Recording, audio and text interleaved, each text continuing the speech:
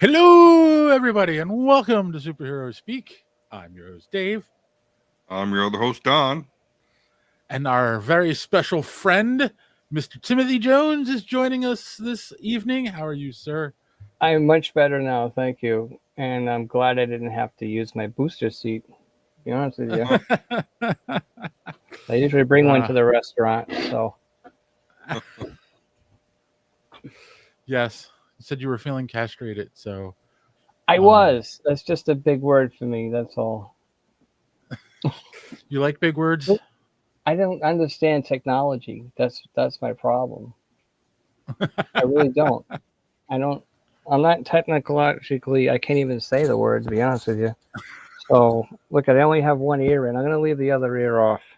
I'm gonna put it right there. That way, I can listen to my crotch. Okay. So Whatever makes you comfortable. Yes, yes, and us uncomfortable. That's the important thing. Right. Hey, where do look you who's spend next here! week? Hello, Kassan. How are you, sir? Thank you. Ah, all right. Well, tonight, speaking of technology, tonight we're going to be talking about AI and um, what's the name? Tilly Woodward? No, this AI actress. It's funny because I saw something this morning, like on the news. I didn't think anything of it, and then there's like all these articles that have been popping up. Tilly Norwood, that's it. Yeah. Yeah. About it all day. So we're going to be talking about AI and the possible future of movies. Plus, we got a little bit of comic book news, especially for Don, and uh, and some video game news that you brought to my attention, which was weird. We'll talk about that weirdness as well, and maybe a couple other things I don't know. Kind of playing it by ear tonight because I think Don and I are both tired for some reason. Um, mutually exclusive. We didn't do something together that's tired. Right. Yeah, no, we're still quite far apart, but yeah. With all that being said, how are you, sir? How is the world? How is the world of Don? And the world of Don is, slash nervous excited. You know, this time next week, Yep. we'll be enjoying each other's company in New York City, which, is only a second time for me. So it's exciting. We got some cool stuff lined up. And I'm just, yeah, it's fun. I'm getting excited. We got a bunch of interviews lined up already. This is gonna be a full convention for us. So We got it'll interviews. be We got fun. some good Star Wars jokes. I think Darth Don's gonna bust out. Yes, Oh, we're gonna walk around and do man on the street interviews with people. So if you see us, you know, stop us and we'll ask you a fun question. I mean, we'll probably hit up the hot cosplay girls, but we'll see. Ooh, only if they're dressed up as Emma Frost. Oh, she was I'll your take favorite Dora from the last year. Explorer, to be honest with you. Yeah. And how about you, Tim? How are you? you were one. Anything new and exciting since we last got together? I am super crazy busy with this whole sour grapes thing. Um, I just got in two more papers last week out in Ohio. So Oh, that's cool. my first papers in Ohio. So that kicked sour grapes up to 65 papers nationwide.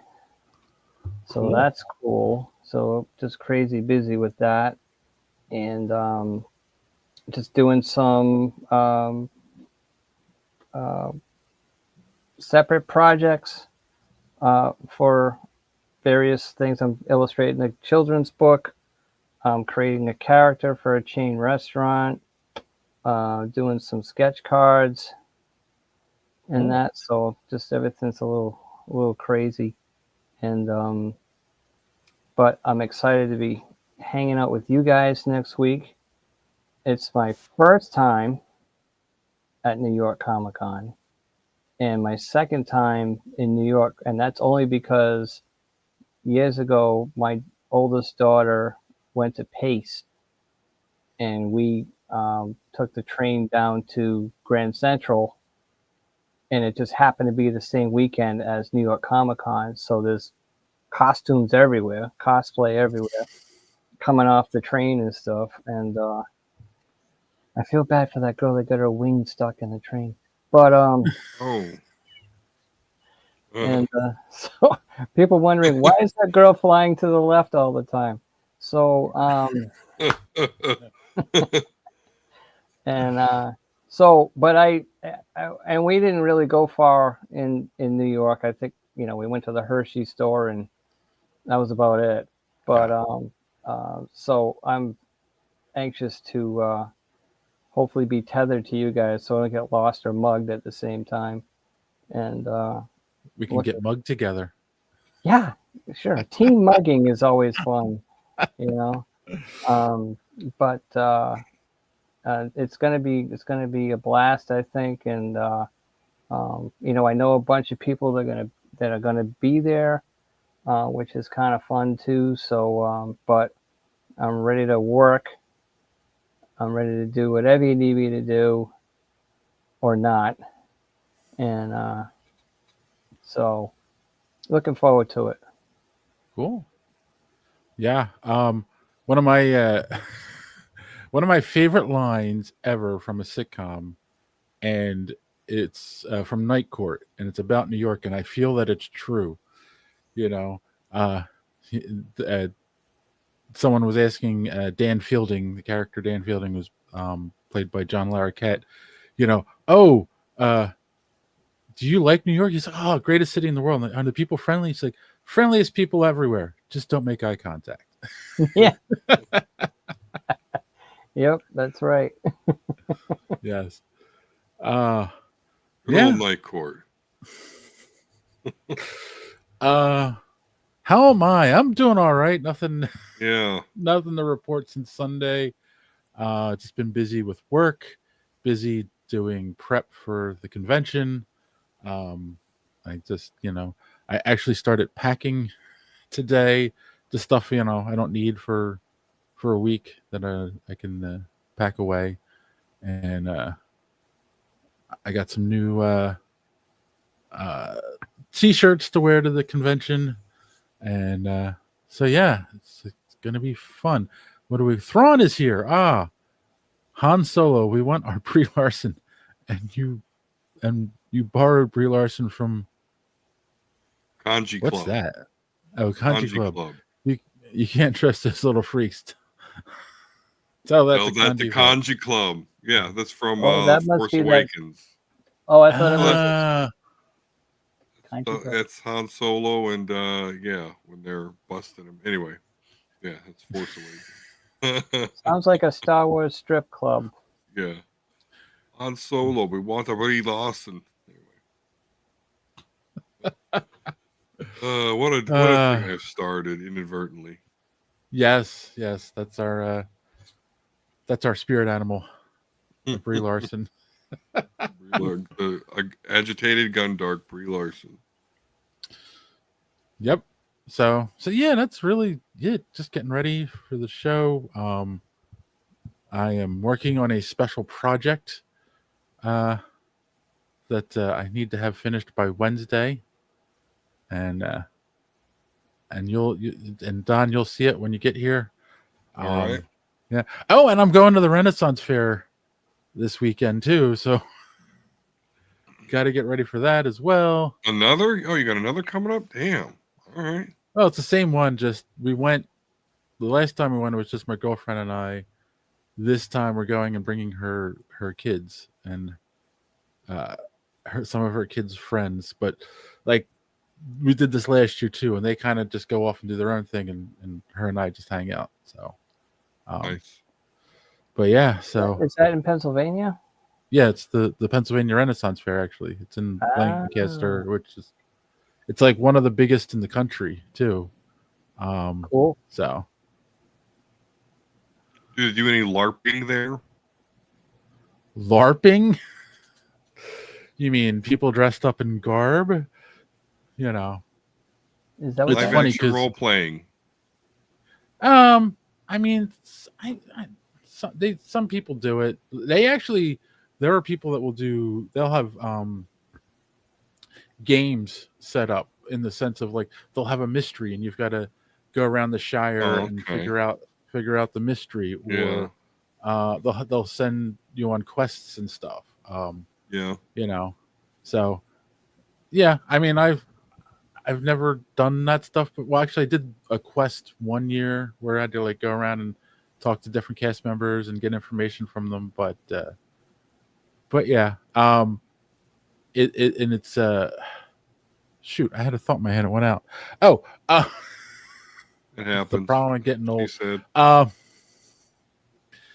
Yeah, so but it's funny because years ago, like it's gotten so big, like it gets really crowded, and I think I talked about this the last time I went, where it used to just be they had a wine shop, but you couldn't buy the wine there. You there was a tasting place where you could taste wine and order it, and then you picked it up on your way out.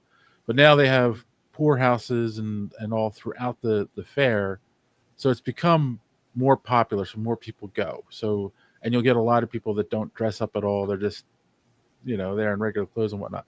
And it's funny because before it blew up like that, um, there was like some of the actors would talk to you in an old English accent and use old English terms and stuff. Mm-hmm. And if you didn't respond in kind and play along, they would act like they didn't understand you.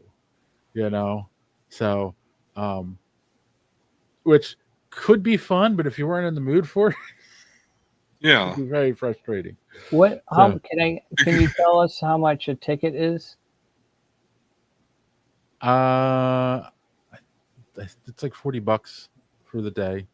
Is it really? Yeah, That's not too bad. We have the King Richard's Fair out here.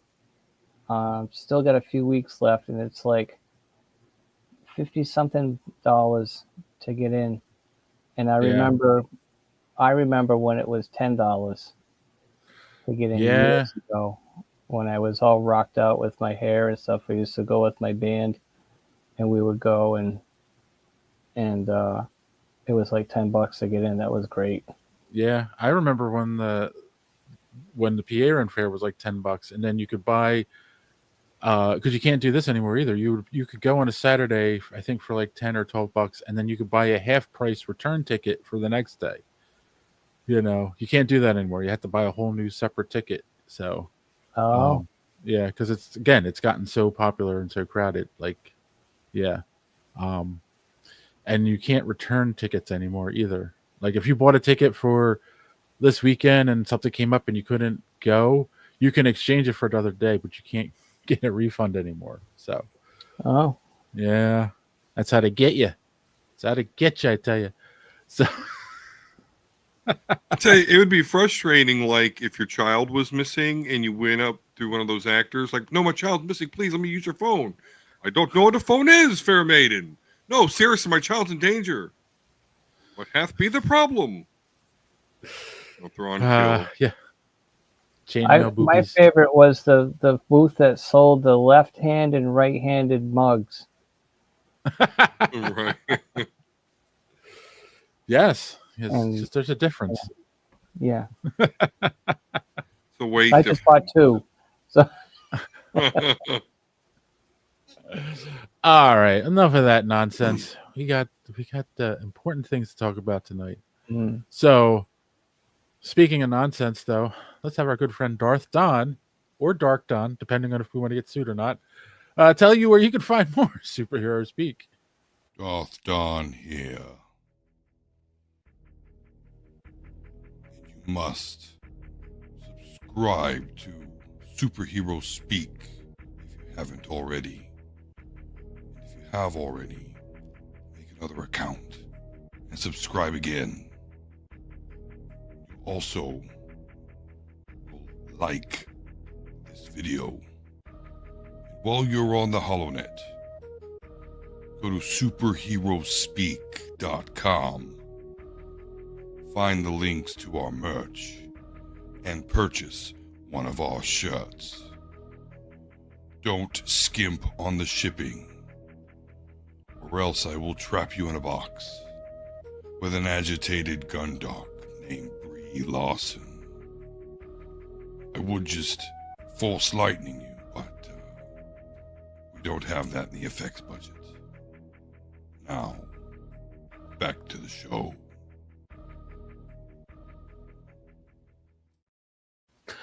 Real quick, speaking of the Renaissance Fair, I got this the last time I went. This is Captain Rude's spiced rum. It's not bad. I prefer Captain, but Great endorsement. All right. Yes, I just endorsed them. You know, if you're at the PA Ren Fair, pick it up. All right. Let's get into some news. So the first article on the agenda tonight, you brought this to my attention there, Don, the other day. So EA, Electronic Arts, makers of Madden and lots of other very popular sports games, the NHL games and whatnot, the NBA, 2K, and all those. Apparently, I didn't realize was for sale. And there is a private equity firm from Saudi Arabia who is looking to purchase them. So I find that interesting. So I'm curious, like, is the government going to influence, I don't know if it's just a private purchase or if this is related, because they mentioned it in the article, and I'm like, well, is that part of it? Like, is it a government, or is this just, and what kind of influence are they going to have on the games? What do you think of this? Because you brought it to my attention, like, and you seemed kind of like you were questioning the whole thing. What are your thoughts? Well, hey, I don't want to drag us into politics, but there are things about the Saudi culture and whatever that goes against a lot of the woke stuff, and EA's been accused of being woke with various games and whatnot. They've come under a lot of fire. Right. So it's just very, very peculiar to think like, oh wow, EA, Electronic Arts, like, owned by a Saudi Arabian entity in itself. But right now there's a bunch of comics over there getting paid $1.5 million per show that are woke and go over Saudis. And again, I'm not going to get into it, but it's Saudis I don't think are woke. So very interesting though. I mean, because okay, great, they got a lot of money. I can't even remember though EA games that I would even play anymore. I think they do like Call of Duty, and I don't do that sort of stuff. So yeah, it's mainly the sports stuff. But yeah, I don't know. They've just been such a staple, and it's weird. And then they got accused of wokeness, and now they're getting they're being bought by Saudis who aren't going to put up with that too much. Yeah, and I do think it's weird too, because again, like, why are they for sale? Because again, Call of Duty and the Madden games they're automatically, people buy them when they come out. Period. Like an iPhone. It's very loyal fan base, so they're obviously making money. And real quick, because this was in the article that I read as well. The private equity firm from Saudi Arabia that is led by Jared Kushner, Trump's son-in-law. He's not going to go woke. So yeah. And then Marcellus is here, and he says, "I'm just here to say hi to the awesome Tim Jones." Hi, Tim. Marcellus, that's a little offensive to your other friends here. I'm just saying. He's just trying to rile us up. I know he's mad at me. He's just trying. He's mad at us because we didn't love K-pop Demon Hunters. Oh yeah. I appreciate it, Mark. Thank you. So Tim, are you invested in this company that's buying EA Sports, and you're going to put your face on the next Madden game? Is that? Uh, you got to watch out with that because a lot of players that go on the Madden cover have like career curses. I don't even know what a Madden is, to be honest with you. And is it like you don't remember John Madden? Boom, tough acting, remember that? Oh, football? Yes. Yeah. Oh, yeah, Madden. So No, I never played that. I read it real quick, and I know it. It involves Kushner and the Saudis and stuff and all that. I don't want to get into that political stuff either, but it just seems like an unlikely kind of thing. Yeah. Sale.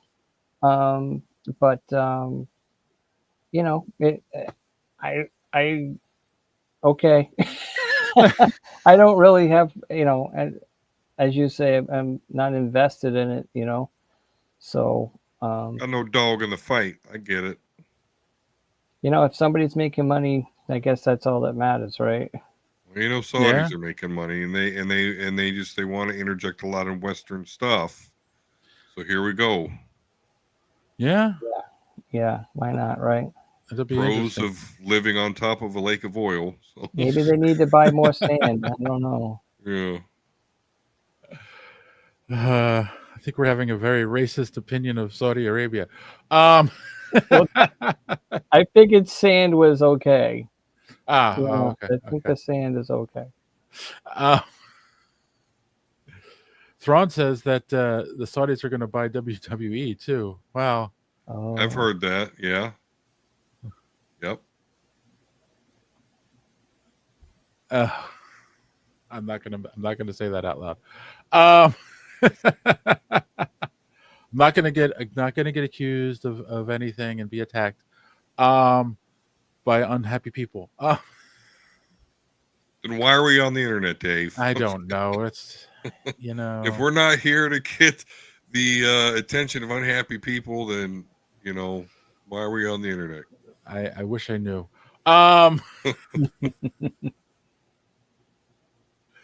So, all right, it's an interesting one. We'll keep an eye on it. I'm just curious if it will affect their games if this company buys them, this equity firm. Well, I was going to say that a lot of times when these equity firms buy a company, they suck as much profit out of them as they can, and then they end up breaking them apart and like destroying the company.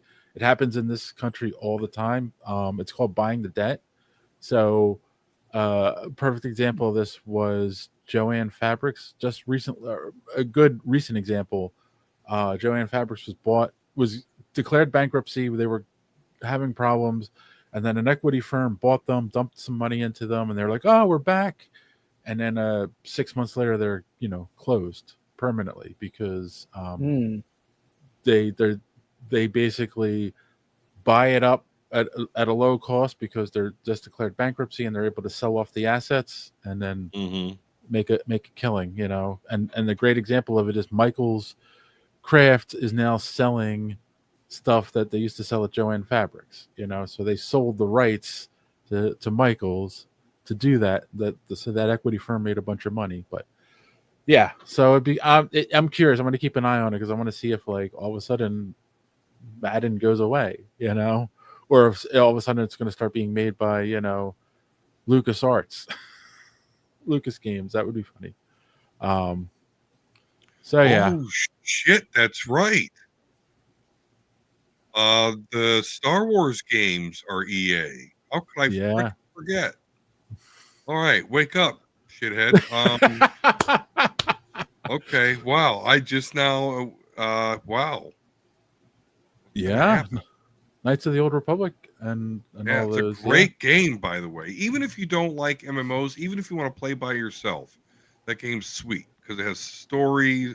Anyway, but wow, forgot all about that. So, all right. What is? Can I ask a question? What does EA stand for? Electronic Arts. Electronic Arts. Oh, I thought it meant like each. Oh, um, Silly Yeah. me. So, silly me.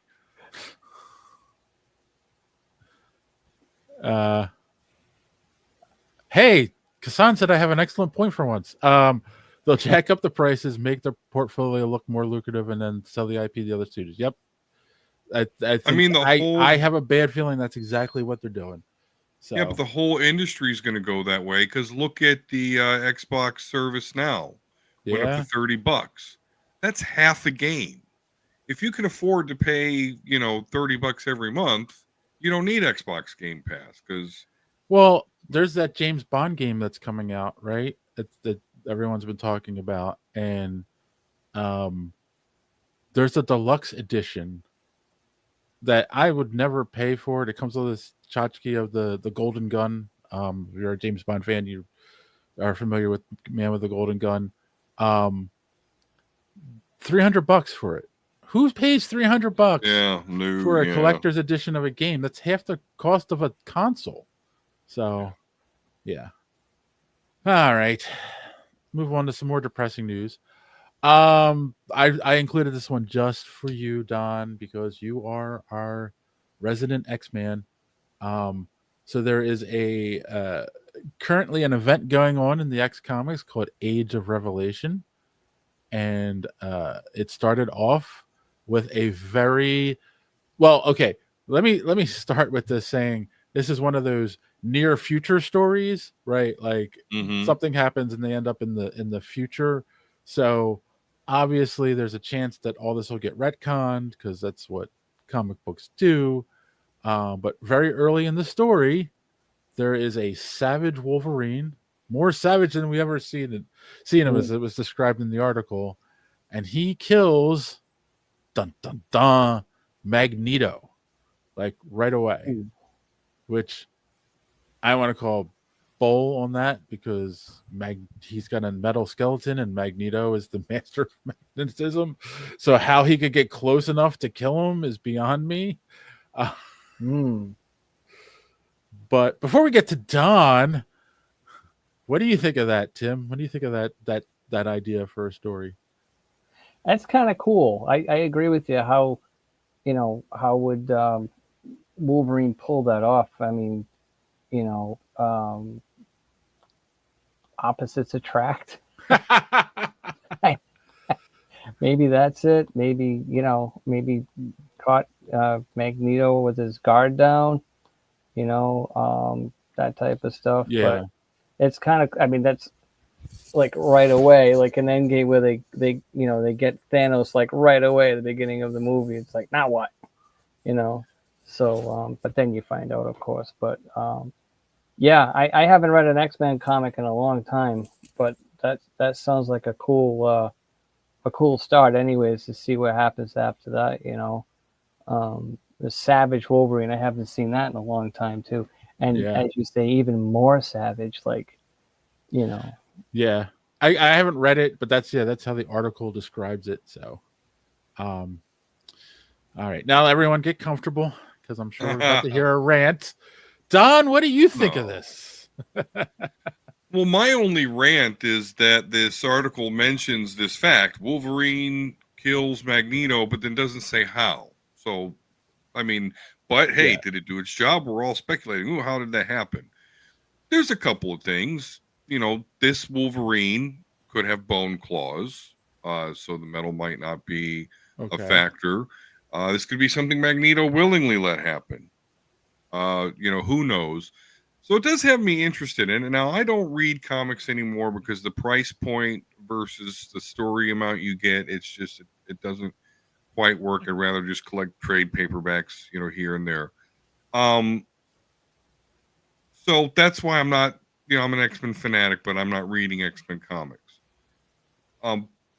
So I do have to check this out. It's interesting. They're parroting, I guess, I don't know if that's the right word, the Age of Apocalypse, because that was real popular.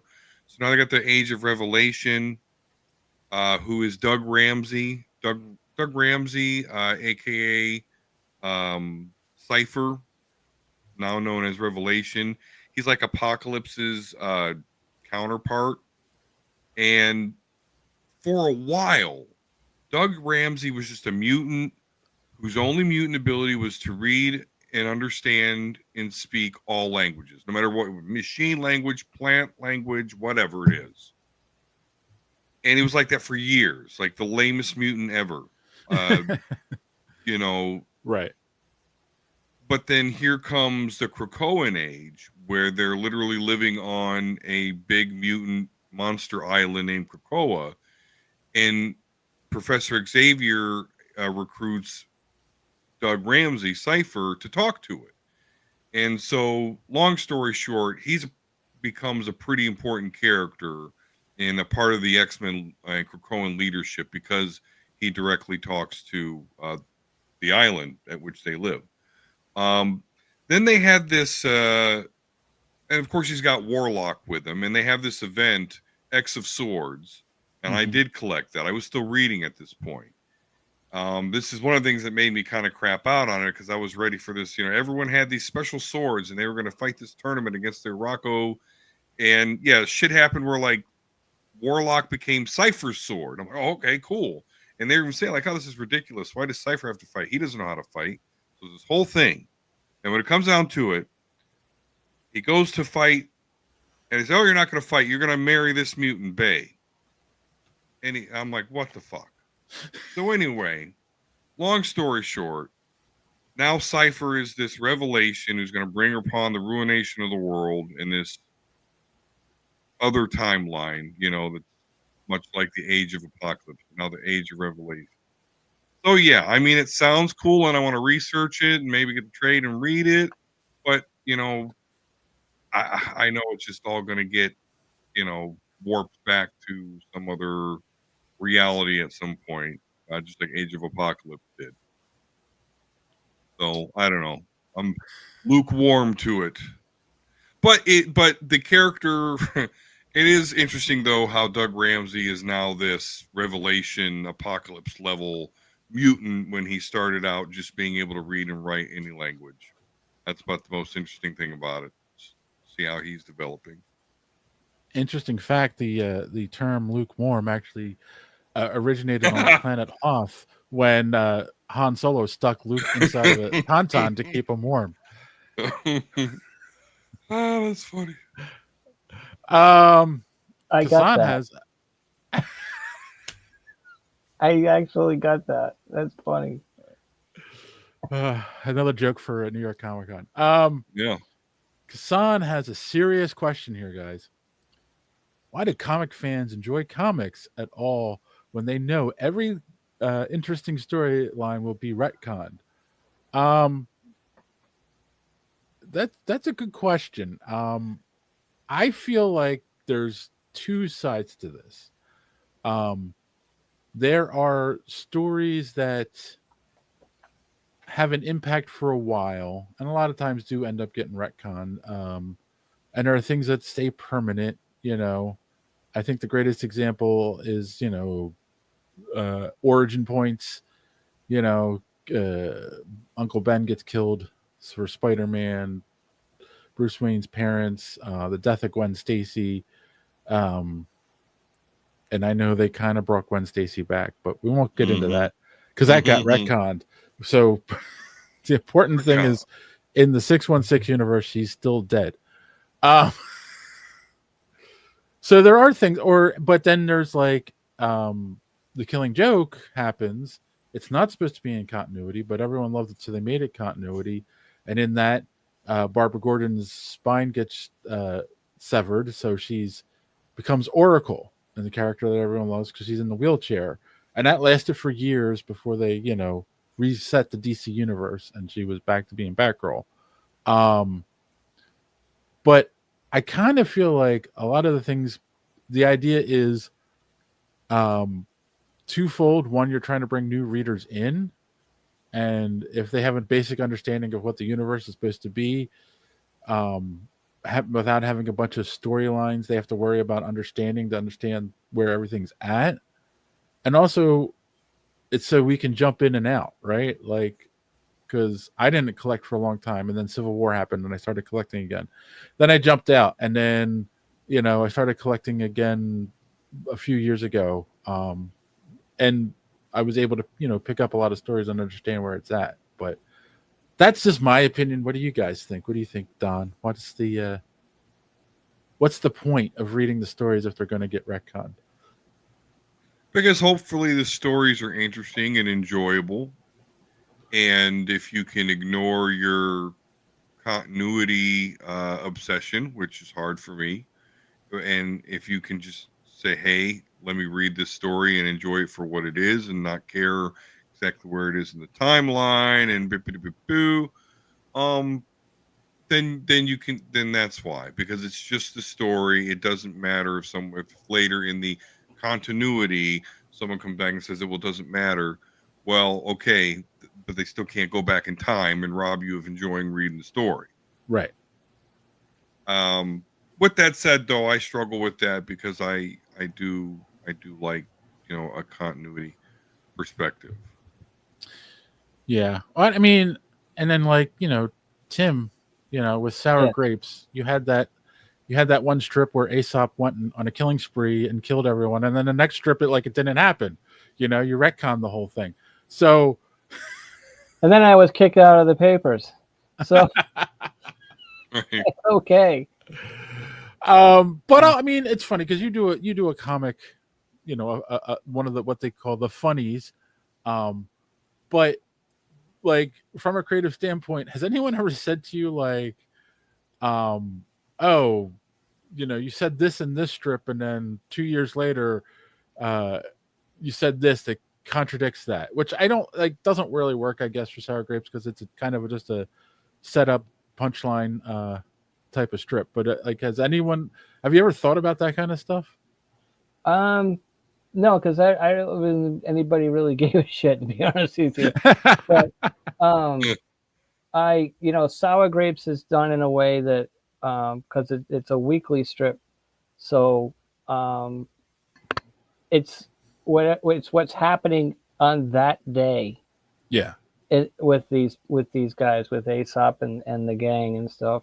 So it's been around for a long time, so there may have been something that I did that doesn't make any sense now, but I don't think it's looked at that way. I think it's looked at for the strip that it's done, like I don't know if you saw this week's, but I started I did a Halloween theme one, so and I haven't gotten any comments on it because, like I said, nobody gives a shit.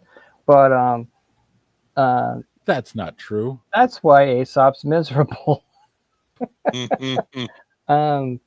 So I mean, to answer your question, no, I've never really run into that, and I never really thought about it because it's not what they like a serial strip like Spider-Man or Rex Morgan or Prince Valiant and his types, and but those you got to wait till the next week to see what's going to happen, which is a lot of fun. But I've never done and next time, Aesop takes his finger out of his ass. I've never done that, Have you ever thought about it? Have you ever even thought about doing for 3 strips in a row, have a continuing story just to see if people react to it? If it's tough to do that with it right now because, like I said, it's a weekly strip. Right. So to follow that along, it would take you a whole month. But once I get to Over the Bridge and I'm doing this daily, which hopefully is going to be real soon, then I can do that. Like I'll have a week of Ominous dressing up in different costumes or something or whatever, you know what I mean? I can do because a lot of the scripts do that. So you could do Aesop and Ominous at Comic-Con, and they're in different cosplay each day. That's a good idea. I gotta write that down. Yeah, I could do that. I mean, I did do one on Comic-Con not too long ago. Actually, it was a while ago now that I'm thinking of it. But Maddie was waiting in line to see somebody, but he realized he was in the line for the bathroom. Been there. And he said, "That's all right. I had plenty of reading material." So, But yeah, that's a good question. I'd have to think about that as time goes along, as they say. So. But what a daunting task, Tim. You just mentioned like wanting to do a daily strip. Like and you're confident that you would be able to pull that off. Like that doesn't just drive you mad. Like for the next umpteen years, I have to come up with 5 strips a week. That is No, and it'd be more than that. I talked with someone at the Reuben Awards, one of the pros that's been around for a long time, and they're like, you know, nowadays it's dailies, or you work on Sundays. They don't have it. Used to be you work Monday through Saturday for dailies, and then you did a Sunday, and that was killing everybody because that's a lot of work. And then they want you to work at least 4 to 6 weeks out ahead of time. That's why when you look at the strips and you look in the corner, it's got a date on it. That tells them when that's going to run.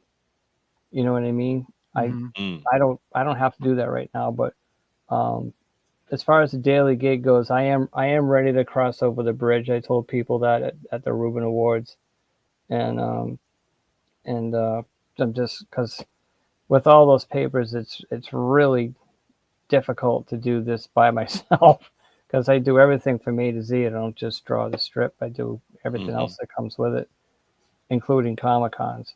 And so, but it'd be nice. I like driving the ship, as they say, but or sailing the ship, but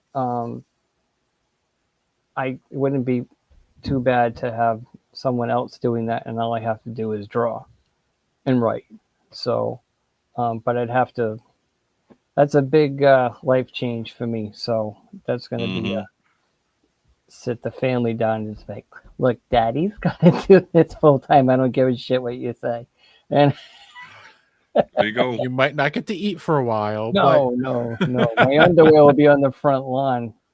So, but yeah, that's someday soon. But it's successful no matter what. I'm not like, if that doesn't happen, then I just keep getting into more papers. It keeps happening. Not trying to be cocky or anything like that, but it just keeps happening. So, and I like doing that. I like contacting papers, even if I'm getting turned down, but 6 times out of 10, it happens. So just have to get a hold of somebody. Yeah, I kind of figured it out. Get past the gatekeeper, Tim. All right. Yeah. Look at this dude. 6 times out of 10, we'll see. Sometimes that's a hell of a close rate, man. You need to. Is that what that is? A close rate? Yeah. What's this called? Yeah, man. Okay. People would kill for that sort of performance. Oh, well. In corporate America, we like to invent all sorts of words for things that we already have words for. Oh, yeah. You know what? I appreciate that. Speaking of killing things, and Comic-Cons, at the LA Comic-Con, Elizabeth Olsen was there, and speaking of, you got me with that one. They were asking her about the future of her role in the MCU and what she would want to see for the Scarlet Witch and those kinds of questions. And she responded by saying she loves House of M. And they haven't really done it yet. There is an argument that WandaVision was like their take on House of M, but it really isn't.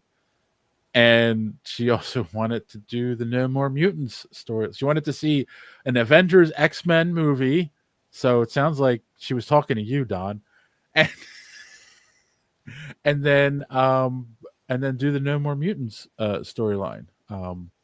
So first I'm going to ask Tim, since you say you haven't collected comics in a long time, have you read House of M, and are you familiar with the No More Mutants? I'm short answer is no, but I remember seeing House of M, and I used to say, oh, it's House of M, but that wasn't correct. So because there's only one M. So, but and I don't know about but I read this, and I love Elizabeth Olsen, and I love this what they've done with Scarlet Witch in this, and I know she's coming back just because I'm a fanboy, um, and so I can't wait for that. But what did she say? No more mutants? Is that her thing? Well, yeah. Is that So that's in her? the, Is that her spell? She says no more mutants. right, Be gone, and all the mutants disappear. and they Yeah. they So don't have their powers anymore. Isn't that what happens? Well, I think they that's what once I she read. did that, because mutants were responsible for her two imaginary children, to go Hmm. away. So she freaks out, has a mental thing, no more mutants, and then so instantly the mutants go from like 1,000,000 to like 210. yeah, So Oh, she's a big pariah. Well, they've kind of smoothed it over since, but that was actually not well, that recent. so but she's considered a mutant herself, right? Correct. Yep. yes, So if she says no more mutants, doesn't you think that something would happen to her? Sure, but for whatever reason, In my her and mind, like 200 other more mutants kept their right, power still. that's and just then my logic. right. So and in House of M is like she goes nuts and recreates the world, Hmm. and all the storylines are kind of different. The Spider-Man is a circus performer, I believe, if I remember correctly, and um, the Avengers don't exist anymore, and all these kinds of things. And then somebody realizes like this isn't right. The world's not supposed to be like this. And then Yeah. they figure out what's going on, and they confront her, and obviously the world gets changed back, which is funny because like I've always felt like, well, that is kind of the story of WandaVision. Like she goes Hmm. nuts after Vision is killed and creates her own little world um, in this town. Instead of the whole world, it's just this town, and they confront her, and it gets changed back. So um, I am sure, Don, that you were a proponent uh, for all of the things that she said she wants. Like I think you're in the Elizabeth Olsen comeback camp now. Oh yeah, sure. But I will repeat what I said because this isn't the first time she said this. We've talked about this Yeah, before. Um, but before you have no more mutants, you got to have mutants. We don't have mutants yet. right. So if this happens, it's going to be 10 years from now. So stock up on the oil of Olay. But yeah, I'm here for it. But I'm just saying you're going to have Well, to chill out for a while. I mean, they're doing some amazing things with CGI Indeed. I mean, and they bring dead AI. That people. Yeah. yeah. So I it's thought the olive ole was a salad dressing at one time. Tastes terrible. Yeah, I bet. so yeah, she's got to get her redemption arc, and we just said with Marvel Zombies, it looks like they're not even close to that. Well, in all fairness, though, that was before I knew, or at least came to the understanding that they had that ready, like Yeah. years ago. So, anywho, Uh, So she says that it would be cool if they did something along that storyline and yeah. involving the X-Men and the Avengers. Yes. yes, So yep. that's cool. I would see that. I would want that, and I want her. I mean, to come back. Hassan has an origin question for you, Don.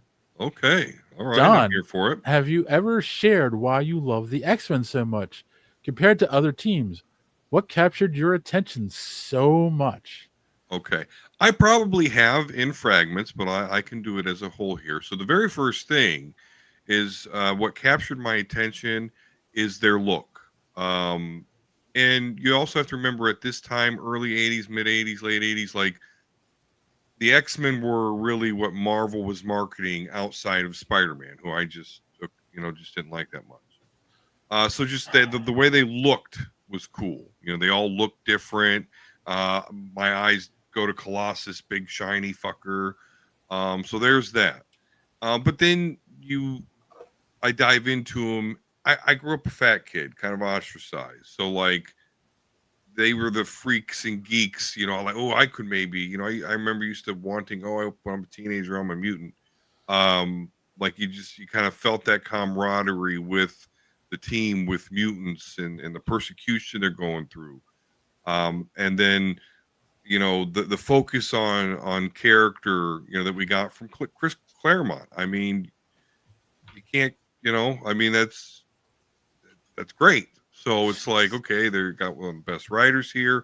And again, they're all marketed. They got the Nintendo X-Men game, like all the, the Wolverine game on Nintendo, all the shit that came on in the 16-bit era. And then, the 90s animated series, like, Yeah. so the Avengers back then were just B-level to me. And I was always like, that's the government's team. Mm.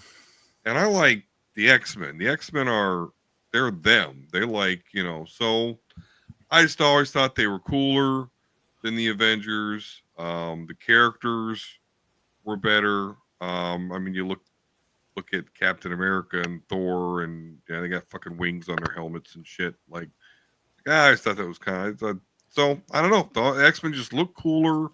I identified with the freak nature of them, and they were heavily marketed to my generation. So it's my 3-point conclusion. Yep. Wings on the helmet are cool. I'm sorry. I get you. I agree. And on the ankles. Yeah. I know I was going to say Namor, but Namor is a mutant and was an X-Men at some point. Yes, he was. I guess all right. So the other thing that came out of the LA Comic-Con is I can't think of his name. They call it La Comic-Con. La Comic-Con. The actor who played who played Luke Cage, Mike Coulter. Mike Coulter appeared with the other Charlie Cox and Christian Ritter. Thank you. At LA Comic-Con, which has now led to tons of speculation to say, oh, that means he's coming back for Daredevil season 2. There's been no confirmation of that. We all know that Christian Ritter is coming back. And so I know, Don, you said you weren't a huge fan of the Netflix shows when we started watching Daredevil Born Again. But Tim, did you watch them? And are you excited for Mike Coulter to come back, possibly as Luke Cage? Oh, yeah. I loved all that stuff. Iron Fist, the glow stick of destiny. I don't know about that, but they need to work on that. But all the other stuff, and then I watched it all moved to Disney Plus, which was great. And so now I can watch it all there. And I watched Daredevil Born Again. So when I found out that Kristen Ritter was coming back, I loved her as Jessica Jones, all 3 seasons. And so I'm super psyched that she's coming back. And then now that I see that Mike Coulter might come back as Luke Cage, I loved Luke Cage, loved it. So that would be cool. And he keeps denying it, and then all of a sudden he's like, well, anything can happen. So it's kind of like, what are you trying to say? But as a matter of fact, they're both they have a Daredevil cast coming to Rhode Island Comic-Con where I live, and and Mike Coulter and Kristen Ritter and Charlie Cox and Donna Frio and the other guys. They didn't bring back Foggy because he's dead, right? The guy. Oh, not the guy. No, not the guy. Character. They So killed the character. Yeah. I'm kidding, but so yeah, I don't know if I'll be able to go see them. I'm going to be busy, but or if I'm going to be able to go see them, but that would be cool. So yeah, Mike Coulter is a beautiful man. I'll say that. I've seen him in other things too, and he does all right. Yeah, I think he's a really good actor too. And I like Luke Cage. It's one of my favorite supporting characters when he shows up in a Spider-Man comic. I mean, I don't know, Don. What do you think? Do you think he's coming back? Do you think this is just fan speculation, or do you think he's giving a typical Marvel smokescreen? Well, it's fan speculation for sure, but it does make sense if he would come back. Not my brand of tea. I'm just not a street level guy. So but listen, I can tell that for most other people he's popular, so why not? Well, Why they not? left off. They left off Daredevil Born Again with him saying we need a team. Right. Mm-hmm. So that sets up Defenders. So if you're bringing back Luke Cage, then guess what? You got to bring back Finn, Iron Fist, and the Glow Stick of Destiny to him to the show. If they're gonna have, you know what I mean? Like why? Then it just you start wondering. Well, if they brought those guys back from the Defenders, why didn't they bring back him? So they might be. There's no talk of it yet, but they got. Would you want to retcon Iron Fist? What does that mean? Like if erase him that he didn't exist. That they reintroduce him. Yeah. I mean, they could have put somebody else in there that was in the Defenders in the comics. Yeah. I mean, Luke Cage and Iron Fist are known for Heroes for Hire and in the animated series and that type of thing. So maybe that's why they paired them up. But they just ruined Iron Fist as far as I'm concerned. So if they did bring him into it hypothetically, then maybe somebody else that's directing this will know about the way that happened with Iron Fist and that whole thing, and they'll make it better. So I sure hope so. But no, we'll see what happens. Don, do you hate the Netflix Marvel stuff because of the violence, or the great writing, or great acting? I hate it because of the great writing. I can't stand great writing. So obviously, Exhibit A, I like The Acolyte, so I like Rise of Skywalker. Anywho, I mean, all that's true, but I don't hate it. I like the net. I did like Daredevil. I've never seen such great fights in hallways in any other series before, so I like that. Yeah. But no, I'm just not a street level guy. So yeah, Daredevil and Batman are like the only two street level people that I can even get into. Yeah, the violence, that definitely wasn't going to add anything for me. I just was not interested. And then I heard what they did to Iron Fist, like they're referencing this dragon, never see a dragon.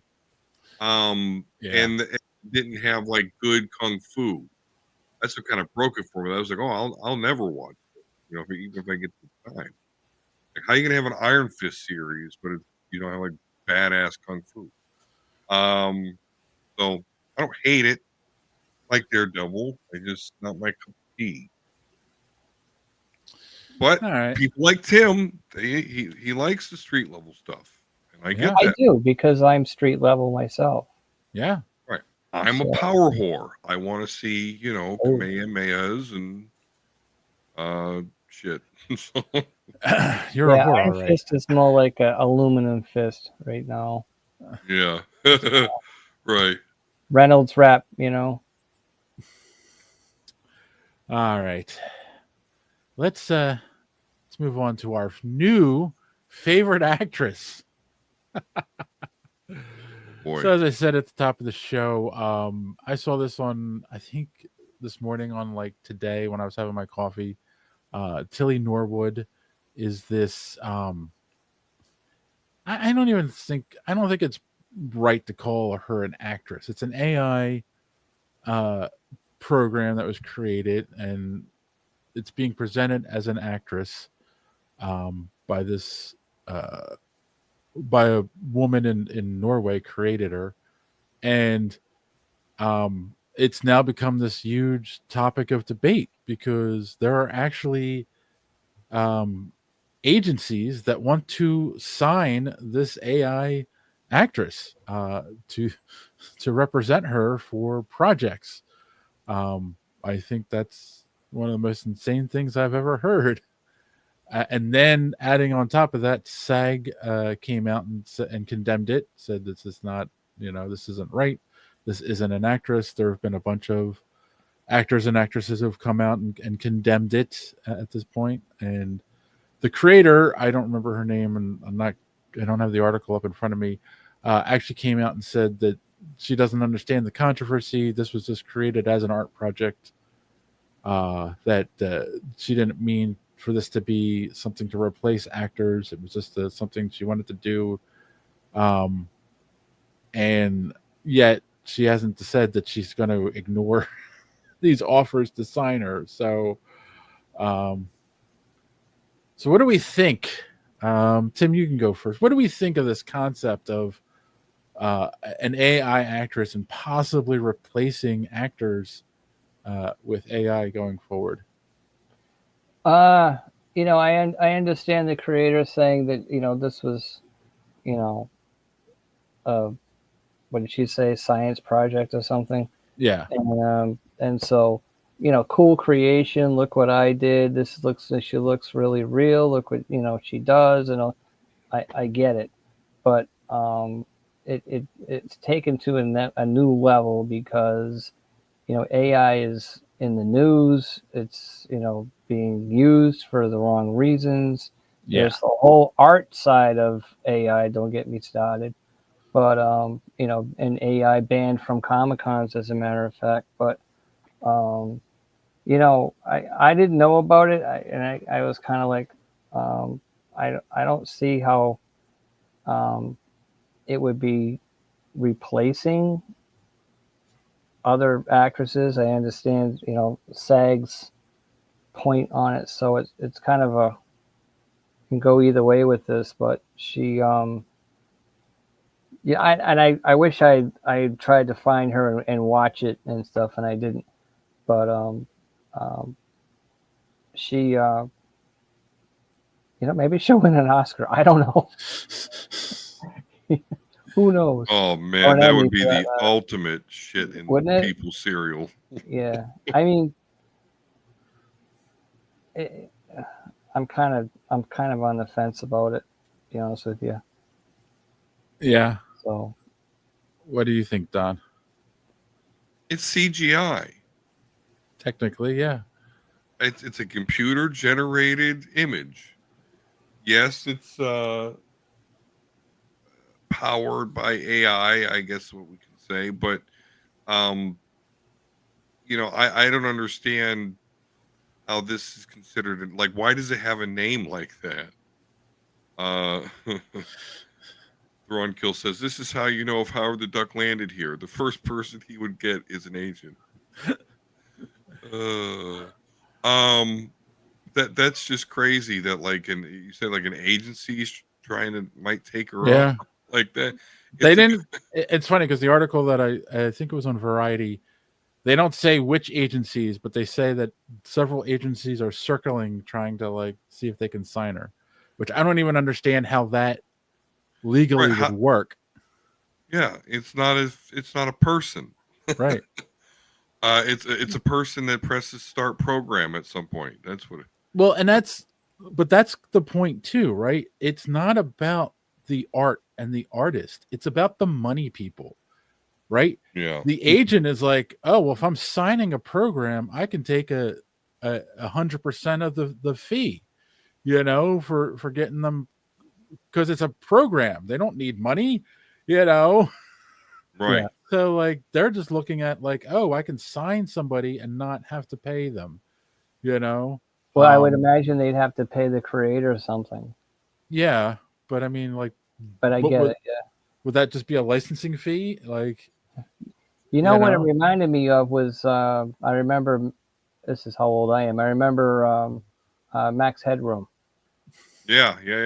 That's what it reminded me. When I first started reading the article and I saw it, I was like, I mean, that was a crude, beginning of the internet kind of thing. and what's that? He was on MTV or something, and Yeah. when they used to play music, and don't get me started on that. But And it was so about the real world. yeah, and look what happened there. We won't go into that. Yeah. But but yeah, I remember that as crude as it was and stuff. But it's kind of the same thing. Where did they have a real person and they kind of animated it in no, it was an actor. generated kind of thing? It was an actor, and he was wearing makeup, and they put computer animation on top of it to make it look. Yeah. So kind of the start of something like this, but it just reminded me of that, and look how popular that became at the time, and that. So I don't. But nowadays, like I said, the AI is taking a whole different direction. So Right, but I mean, it also goes back to a point you made earlier, Don, and about I better get the oil of Olay because Elizabeth Olsen will look old by the time they get to it. But there's an argument of like, you could do, and there was, I haven't heard anything about it in a while, but there was a company that was trying to had the rights to do a Bruce Lee movie, and they were using CGI and AI to recreate Bruce Lee in this movie. So there is an argument there for like, if you want a superhero that's never going to age and you could keep doing these movies forever, you could do them as AI. But they're animations at that point then. Oh, I agree. It's just very sophisticated computer animation. Absolutely. That all stemmed from video games, that's why we're here now. Yeah. Also, it's funny because over the weekend I was with some friends, and we all work in various fields, and my one friend is a software engineer for I won't say the name of the company, but it's one of the largest aerospace defense companies on the planet. And rhymes with Schmockheed Larton. And like they actually have clients that all they keep asking is, are you using AI? Are you using AI? They don't care if it's actually helpful or if it works. Right. But it is the industry buzzword right now. So it's like, you better be using AI. And I mean, and that happens, especially in my industry, where like, something becomes the in buzzword and everyone's like, are you using it? Are you using it? So like he's like, they use it very limited, but they are starting to use it because of this. And then my other friend is actually a bioengineer, and and he works on like cancer research and all this stuff. And he had said two really important points about AI. Basically, they can go to AI and say, find all the patents related to this topic and what the research has found, and then they'll spit back a summary for them, and then they can make decisions based on that. However, he said that you have to verify everything. So even though it saves them research time, they still have to verify everything it's telling them is true, because AI will hallucinate and make stuff up. And there's been a lot of famous examples of this that have happened already. So it's scary times because the technology just isn't ready for prime time, but it's being pushed. And I think this AI actress is a great example of it. It's like, because there are people who are in charge of the money, who make these decisions, who don't care, A, that they're hurting actors, and B, if it's ready or not. Like, if they can make a film for $1 million by just using a computer and everything is AI generated and it looks realistic, they're going to do it, So sure. yeah, I mean it's scary. When I mentioned AI with Comic Con, I don't know if you remember that story down in Florida was a Dragon Con, and this Yeah, guy, Atlanta. Yeah, Dragon was yeah. Con's Atlanta? Yeah, yeah. they kicked out someone. They had to get the police up there to make sure he was leaving and stuff. They don't fool around with it. They don't allow it hardly any Comic Con, to be honest with you, with the artists, because me and I'm sure any other artists would be like, we're working really hard to create the stuff that we have in various ways, and then you get this guy that's just got AI art, and so it kind of hits the wrong. Yeah, The you wrong don't do that. You don't do that at a place that has something called Artist Alley. Like, yeah, Right. that's going to become, get your ass beat alley at some point, because yeah, you guys are going to absolutely find that to be affront to what you're doing, and yeah, it's going to be like someone spitting in your face. I mean, it's funny because I'm in a few artist groups on Facebook and whatnot, and I've actually had people argue that do AI art that they're artists,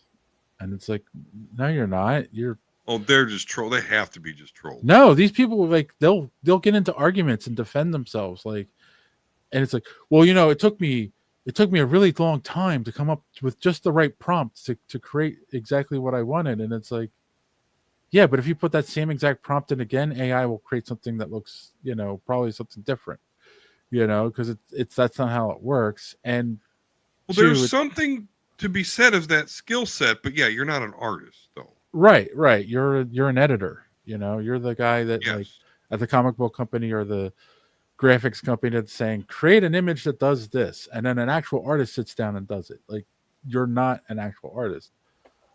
Well, not that I'm defending it, but as being a creator artist myself, it's like what is a creation in an art sense? You're creating something. So in the sense of them creating something, your pottery, you're creating something.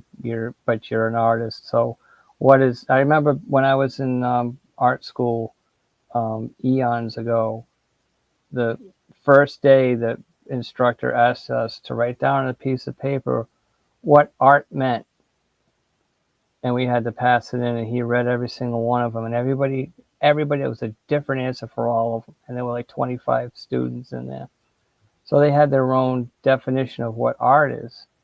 I think mine rhymes with fart. I don't know what I wrote, probably.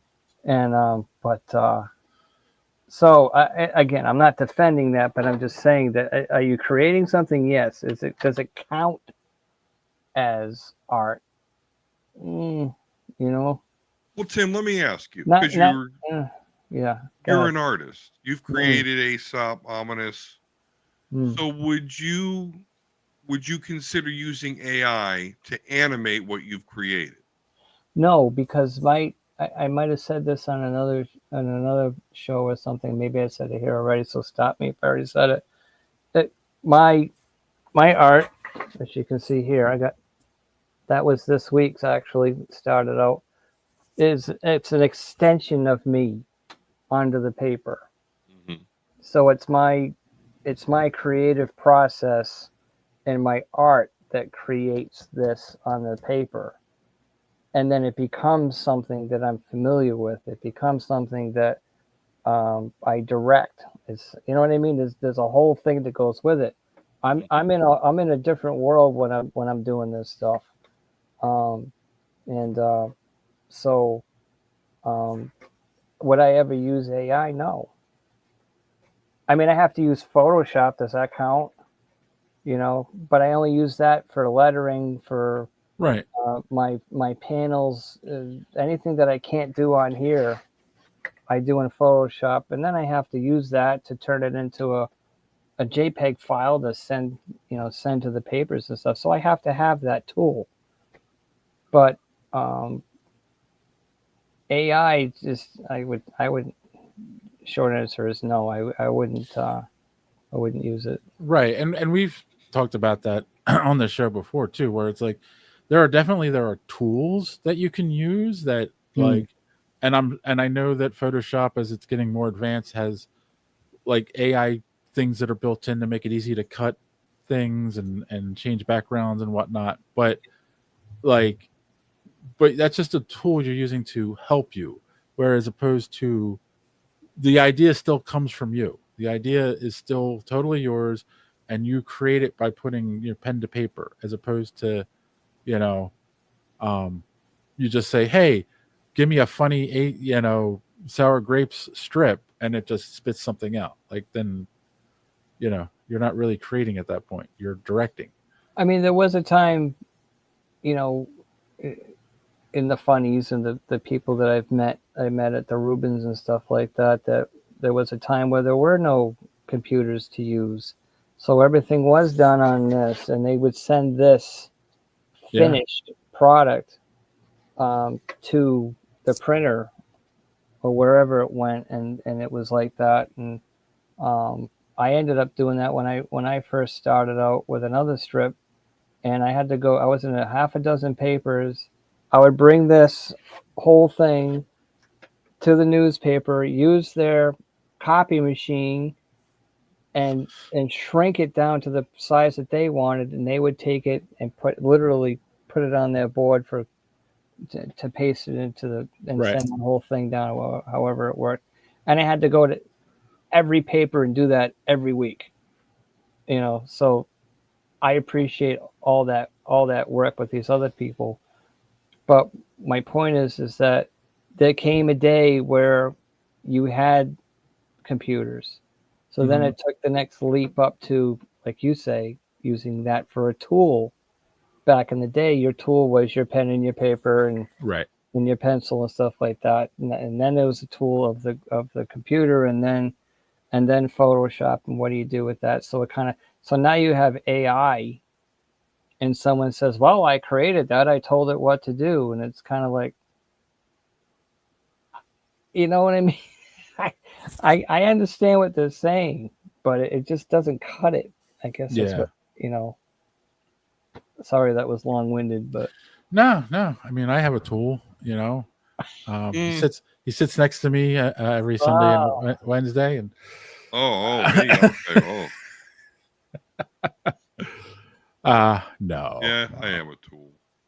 So yeah. I think we should keep an eye on this. Like, it's weird that it blew up today. I'll be curious if an agency signs her, but then I would want to know what the legal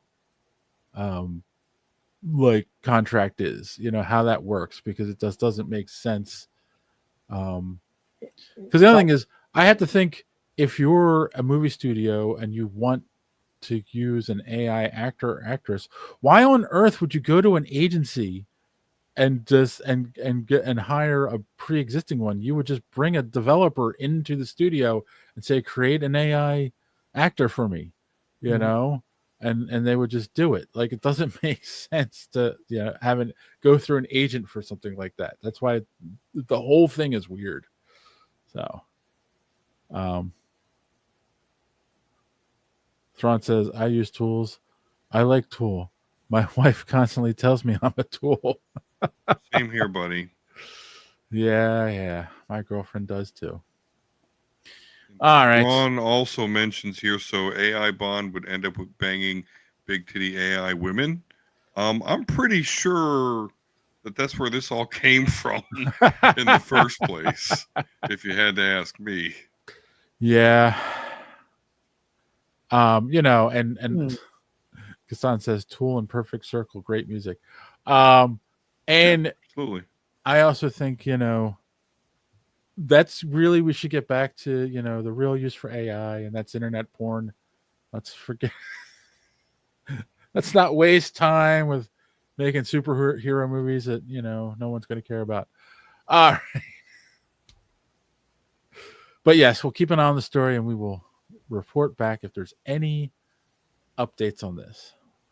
But I do think there's nothing. Just real quick, there's nothing funnier than I was somewhere in this.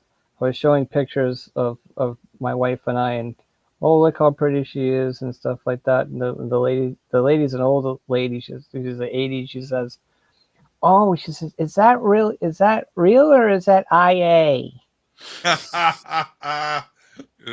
funny. And I said, "Oh, no, no, that's AI, and it's not." So, but sometimes I think it is, but it's all right. Intelligence artificial. Well, speaking of artificial intelligence, let's ask that question that we do every time we get together. What did we learn on the show tonight? So, Tim, did you learn anything tonight, or do you have anything to recommend or anything to plug?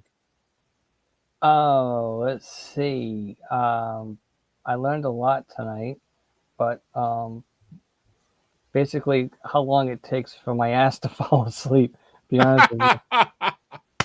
So A bit long one. right yeah. on time, yeah. So I guess I'll plug that I will be with you guys. Can I do this? With you Sure. guys at New York Comic Con next week as press, and I am psyched to do that. Like I mentioned, there's a bunch of people I know, artists and that, some authors that I'm excited to see, and working with you guys so that I can plug that.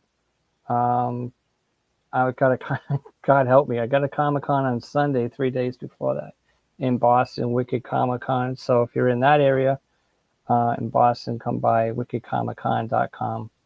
And then after that, it's Rhode Island Comic Con, the big one. Yeah. I'll be with the National Cartoonist Society there, and big booth. There's like 10 of us, God help us. And Saturday we'll be doing a quick draw up in one of the rooms, so that's a lot of fun. And then the following week after that, I'm at KidsCon in South Portland, Maine, and then I'm done. Thank God. Till next year. Till next year. I've already got my room for C2E2 in Chicago, Yeah. so that's it. But that's. Oh, I can plug this real quick. Don't forget to buy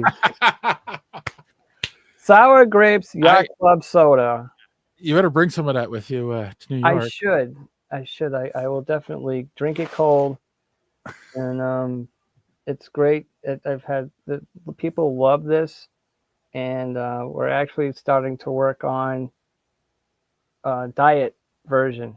Ah. So For us not diabetic. virgin Awesome. people, not diet version, because that's a whole different. You got to watch out for those diet virgins. That's right. But anyways, so yeah, that's all I got right now. All right, Don. What about you?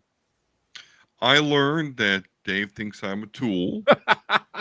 And then I also learned that I know episode 7, Force Awakens dialogue, a whole lot better than Dave, which got caught up by the Kanji Club. And then the last thing I learned is that Tim Jones is an absolute beast of a creator. If he's, staring at 5 days a week, like, bring it. So, wow. Bring it, man. Bring it. Bring it 10 days a week. Are there 10 days in a week? No. No. Depends. Right back at you, Don. You're a power tool as far as I'm concerned. Yeah. Hey. Power bottom. Oh, wait. I'm sorry. Power bottom. No. Jeez. I have children. You guys mentioned that I'm going to be in a shoebox in this room we're staying in. Yes. So I wanted at least a good shoebox with a little pillow. Actually happen to have the shoebox right here. Oh, is that it? All right. So I'm all saves you from the flatulence. So yeah. Hey, if we're on the bunks, I'll be a top, you be a bottom. How's that? Of course. Ah, I'll bring my own soap. Thank you. all right. All right. I learned that it's always a good time when Tim joins us on the show. Oh, that's nice. He Thank you. brings the jokes, the dirty, dirty, dirty, dirty jokes. Are they dirty? Some of them are, and you're a bad influence on me. You know.